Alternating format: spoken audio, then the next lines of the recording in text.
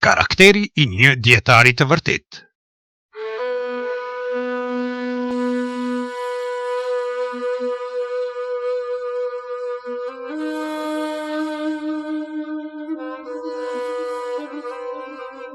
Unë quhem Ibrahim dhe punoj si peshkatar në një anije të vogël motorike.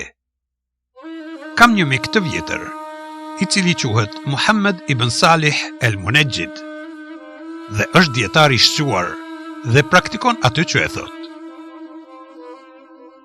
Ai është një ligjerues I shkëlqyeshëm dhe mban ligjerata në xhamin më të madhe në El Hubbar të Arabisë Saudite. Her pas here, ne dalim të shëtisim së bashku. Njëherë insistova që të dilnim në det për të zënë peshk dhe për të kënaqur me madhështinë e detit. Natyrisht, ky dietar u pajtua dhe vendosëm të dilnim në këtë aventurë pas namazit të ikindis në një ditë të enjte. Ai e mori me vete të birin e tij 3 vjeçar, Enesin. Hipëm në anije dhe filluam udhëtimin me të. Deti ishte I qetë. Pasi u larguam në një distancë të largët nga bregu, hodhëm rjetën. Pas pak, nga rjeta u kap një peshk I madh.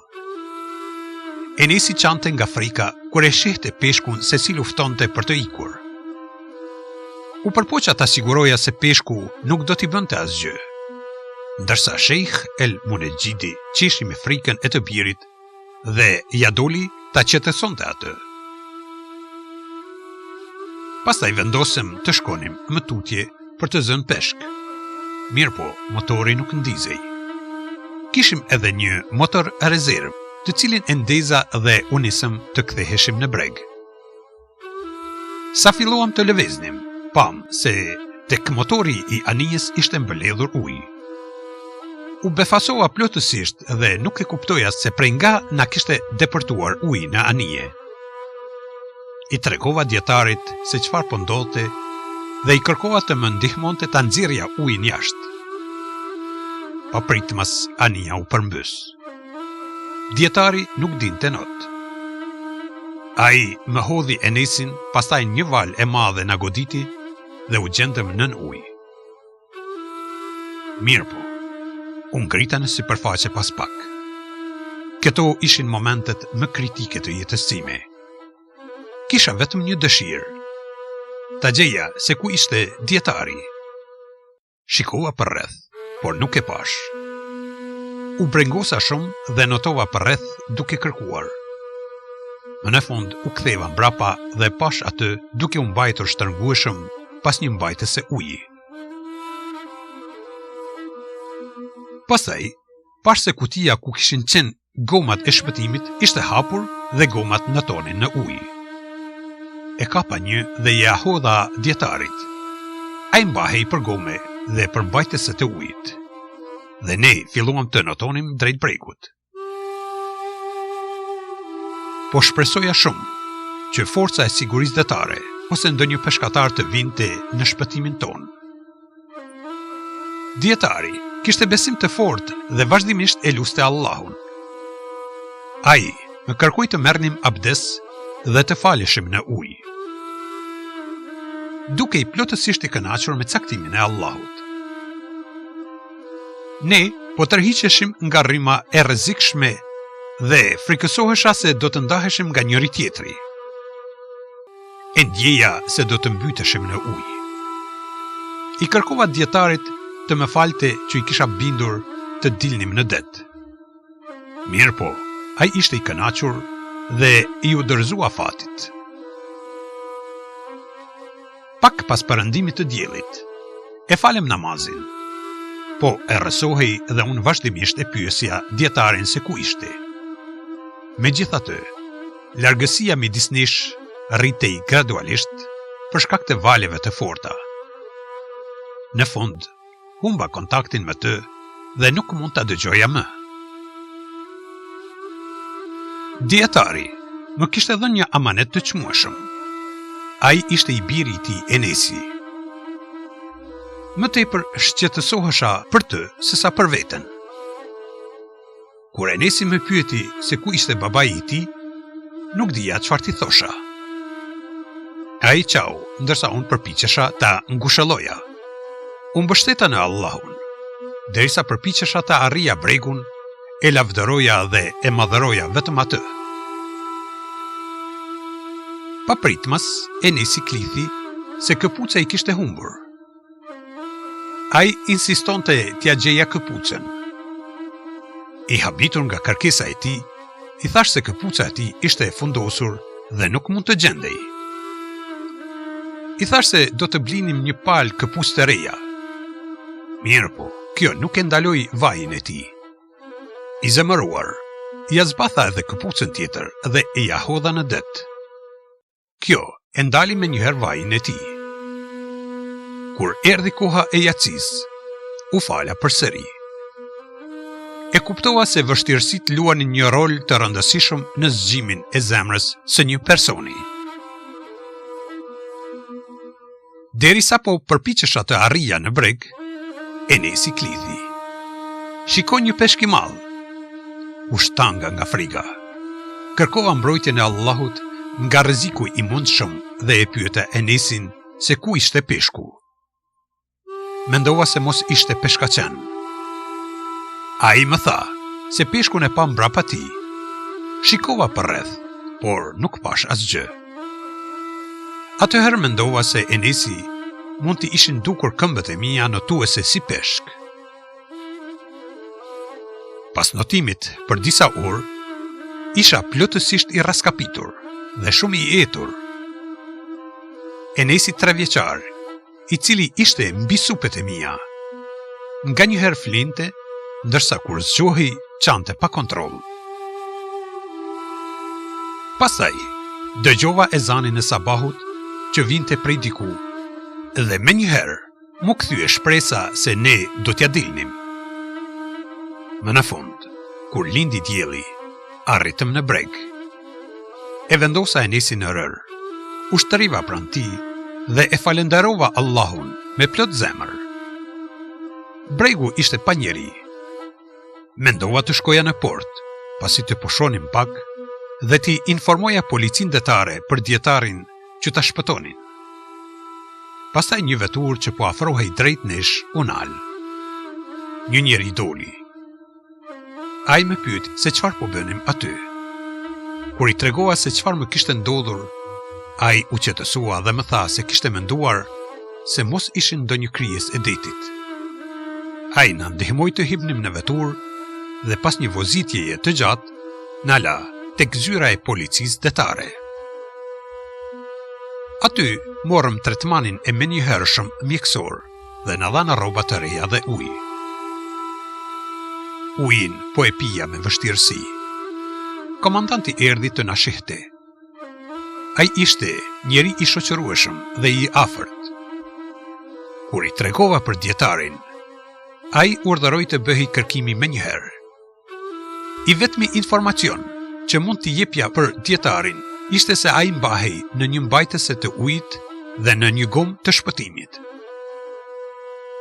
Pas një kërkimi të gjerë mbi 1 orësh, nga zhytësit dhe personeli i shpëtimit në det, djetari u gjend shëndosh e mirë. Unë dola me komandantin dhe me zyrtarët e tjerë për të pritur djetarin. Në momentin që shkeli në breg, djetari u kthye nga kibla dhe ra në sejdë, në shenjë falënderimi ndaj Allahut. Mua nuk më kishte shkuar ndërmend ta bëja sejdën e falënderimit.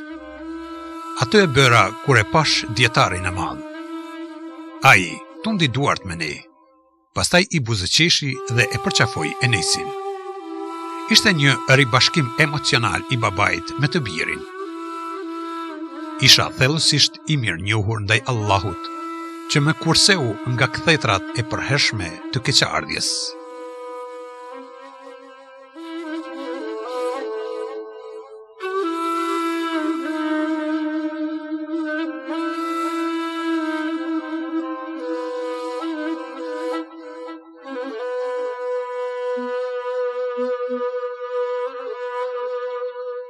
Shërohet nga sëmundja e përgojimit.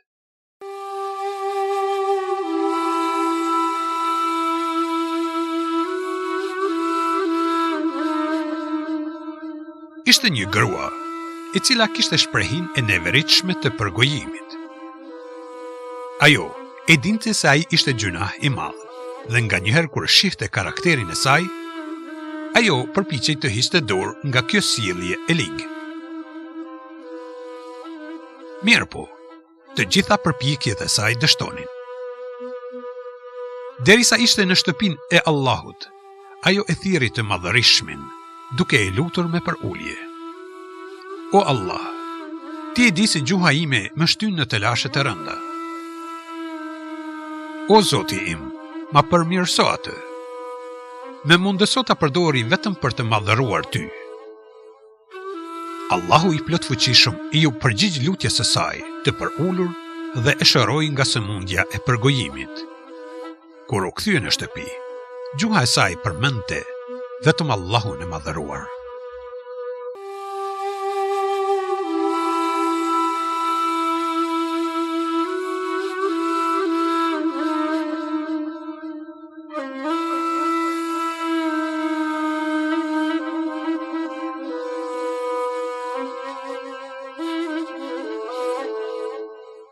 Lutja e të bijës kundër babait të saj.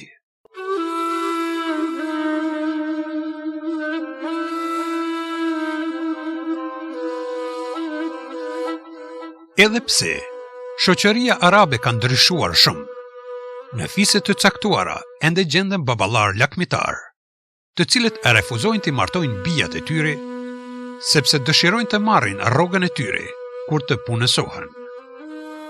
Kjo praktik mund të gjendet në shumë shoqëri në përbot. Këtë incident e kam dëgjuar nga një numër i predikuesve saudian. Nuk dyshoj në vërtetësinë e tij për shkak se Allahu i përgjigjet lutjes së atij që i bëhet pa drejtësi, sikur edhe në këtë rast. Megjithatë, nuk them se ky incident është 100% i vërtetë. Një baba i kishte 4 vajza, të cilat ishin punësuar dhe merrnin rroga të mira. I shtyrën nga lakmia për fitimet e tyre, ai e refuzoi t'i martonte. Baballarët e tij përdornin pretekste të ndryshme për t'i penguar në martesë, duke u arsyetuar se nuk u pëlqen origjina e familjes dhe ata që i kërkojnë bijat e tyre nuk kanë status të mirë shoqëror. Vajzat ishin shumë të shqetësuara me gjendjen e tyre. Pas një kohe, ato shkuan në umre. Në momentin që hynë në vendin e shenjtë, njëra prej tyre i tha babait të saj: "Baba, më lejo t'i bëj një lutje Allahut, pas së cilës ti do të thuash amin." Vajza u lut në vete, ndërsa babai dhe bijat e tjera thonin amin. Donë se babai nuk e dinte se për çfarë po lutej vajza e tij. Vajza ishte lutur: "O Allah, privoje këtë njeri, baban ton, nga duart dhe këmbët e tij, ashtu siç ai na privoi nga martesa."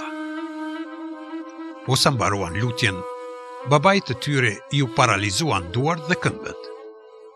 Ai e kishte tërhequr hidhërimin e Allahut. O Zoti ynë, na i fal gjunahet tona dhe teprimin në punën tonë. Na i forco këmbët në istiqam dhe na ndihmo kundër popullit jo besimtar. Kur'an.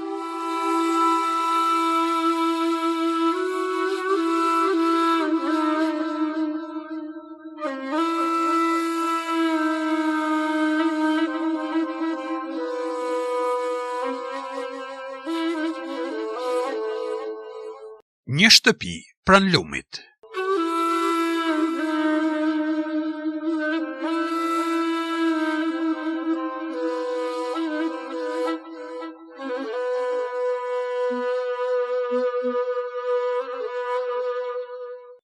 Ky incident ndodhi në krye qytetin e Arabisë Saudite, Riyadh.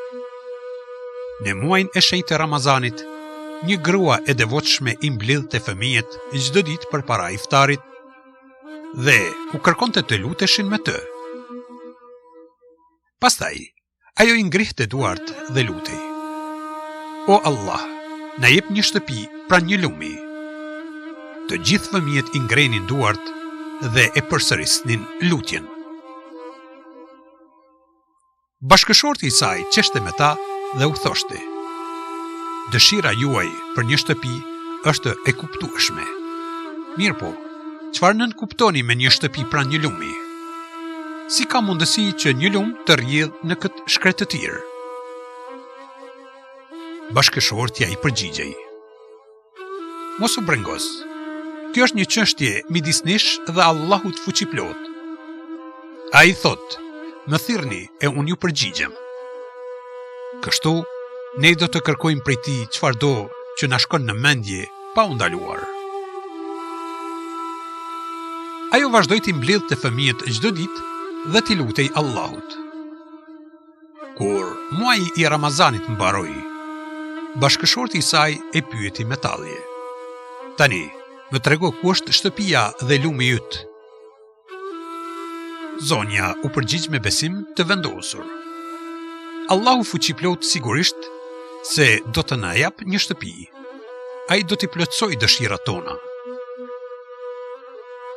Ajo që ndodhi më pas u transmetua nga vetë gruaja. Ende pa mbaruar agjërimin e 6 ditëve të muajit Shewal, kishte ndodhur një incident i çuditshëm.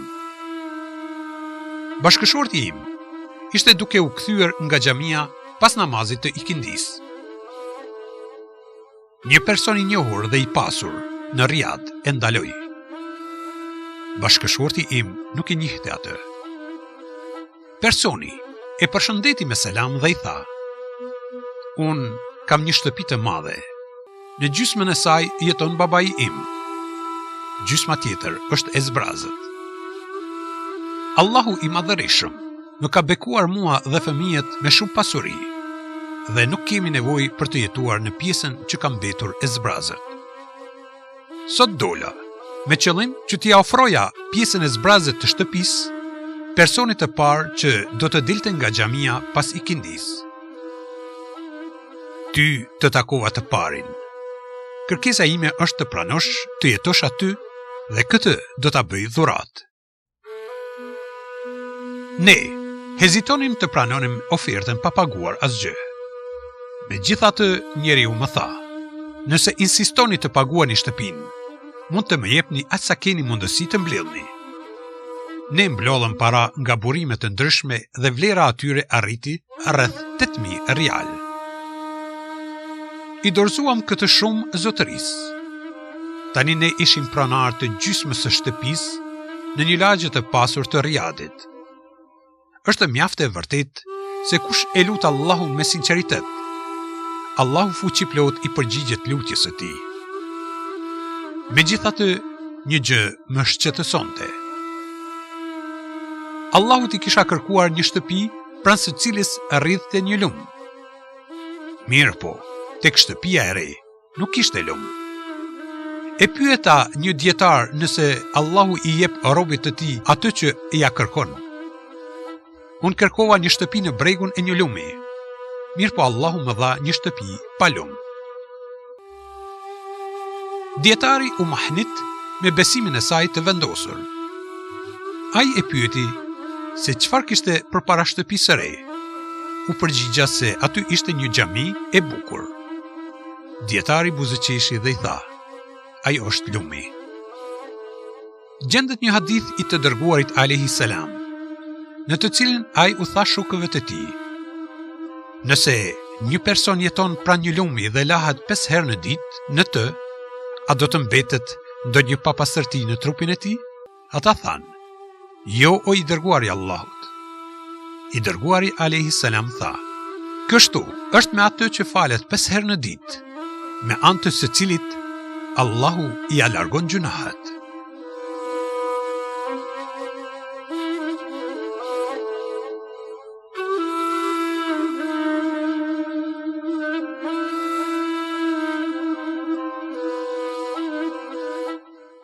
Një lutje e veçantë e të dërguarit alayhi salam.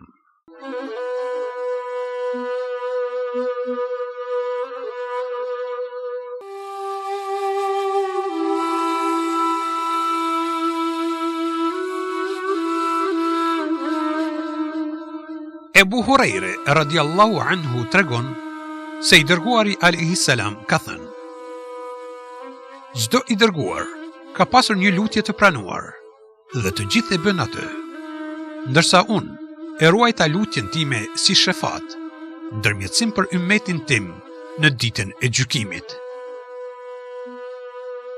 Enes ibn Maliku radiallahu anhu, Zoti qoftë i kënaqur me të, transmeton se i dërguari alayhi salam ka thënë: për çdo të dërguar ka pasur një lutje me të cilin është lutur dhe i është pranuar, ndërsa unë e ruajta lutjen time si shefat, ndërmjetësim për ummetin tim në ditën e Kiametit. Në Sahihul Muslim gjendet një hadith i gjatë në të cilin tregohet se si njerëzit në ditën e gjykimit do të jenë në hallë të mëdha. Ata do të shkojnë tek pejgamberët e ndryshëm për të kërkuar ndërmjetësim tek Allahu.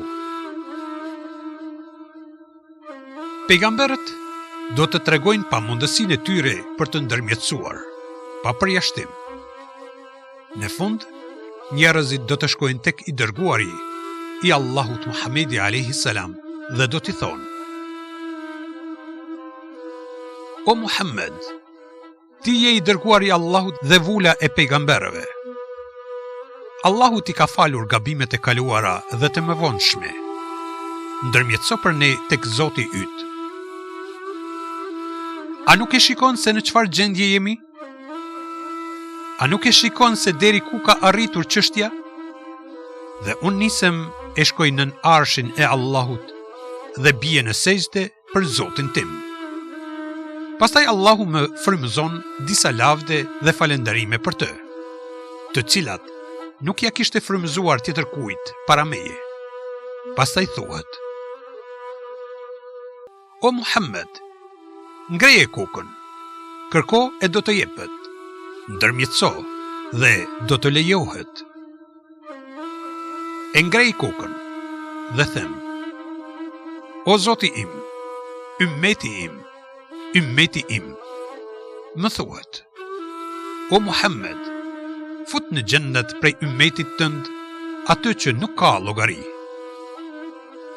Nga porta e djathtë e portave të xhennetit, e ata do të hyjnë me njerëzit edhe nga portat e tjera përveç kësaj. Pasha atë në dorën e të cilit është shpirti im. Distanca ndërmjet dy anëve të një dere prej dyerve të xhennetit është sa distanca ndërmjet Mekës dhe Haxherit, qytet në lindje të Medinës, ose sa distanca ndërmjet Mekës dhe Basras, qytet në jug të Irakut.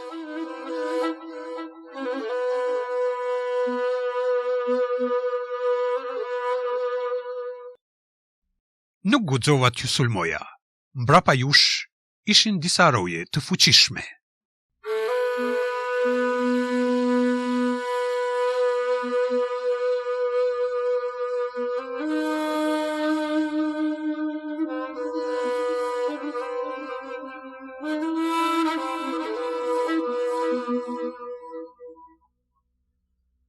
Një vajzë arabe, e cila studionte në Londër, njëherë shkoi tek shtëpia e një shoqës për t'i kryer disa detyra së bashku.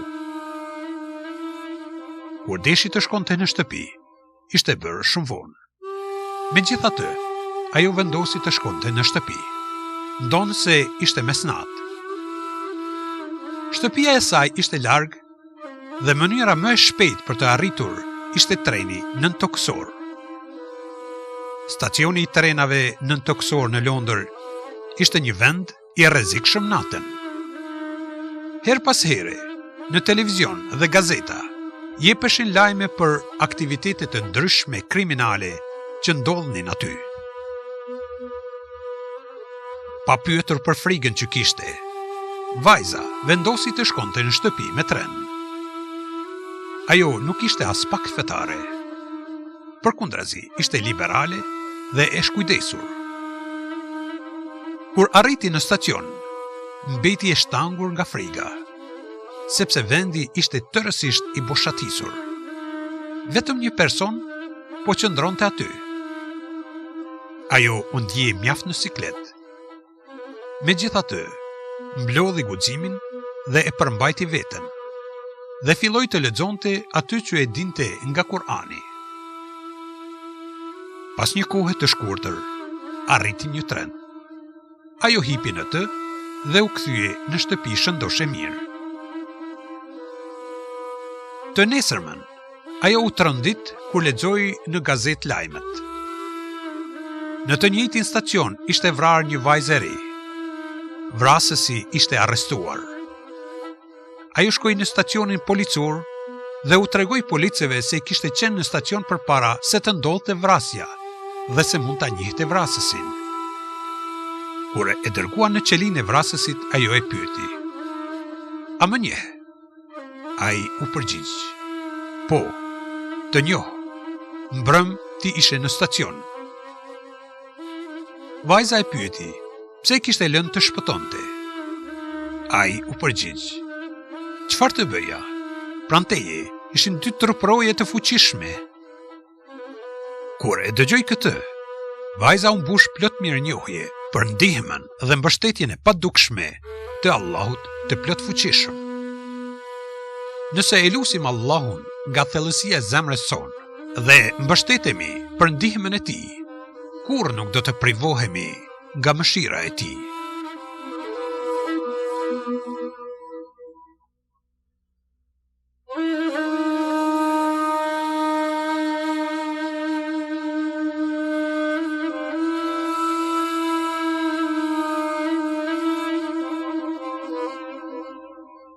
I privuar nga të pamurit, e jo nga urtësia.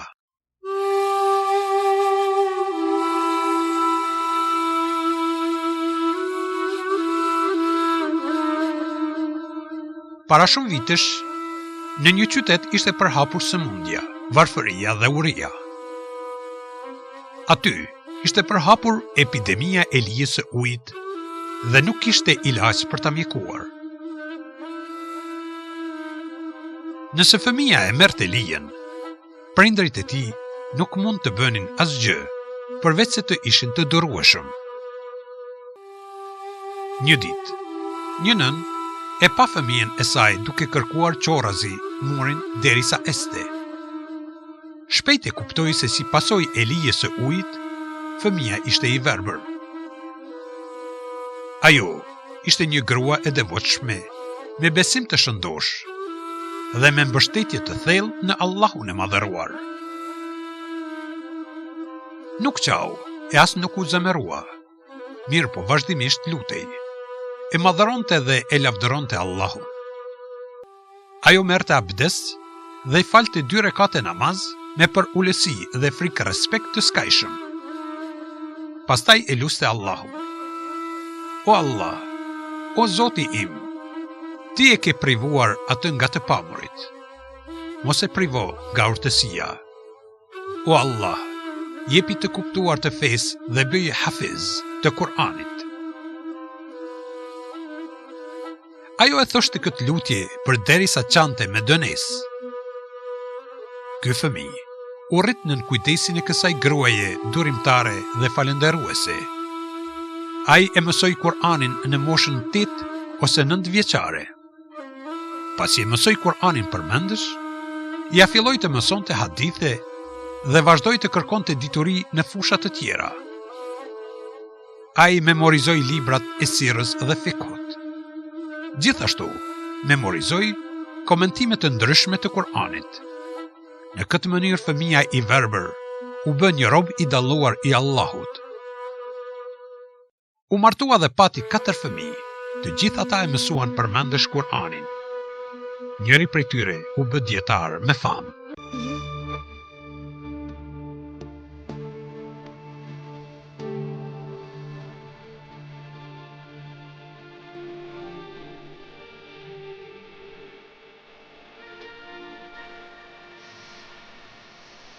Dëgjuat audiolibrin Lutjet e pranuara.